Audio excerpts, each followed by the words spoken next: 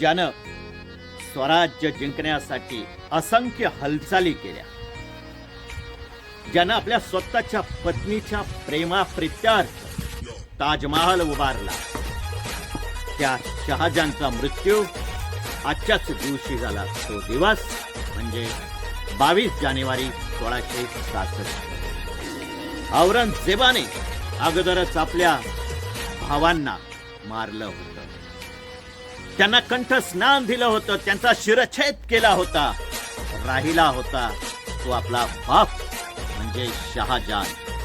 हा शहाजहान मरत नाही, आणि जोपर्यंत शहाजहान म्हणजे आपला बाप मरत नाही तोपर्यंत आपण दिल्लीचा सम्राट होऊ शकत नाही. आणि म्हणून या औरंगजेबाने आपल्या सहकाऱ्यांना सांगून त्याची मालिश करत असताना, म्हणजे आपल्या बापाच्या मालिश करण्याच्या तेलामध्ये विष टाकून त्याची हत्या केली. तो दिवस म्हणजे आजचा दिवस.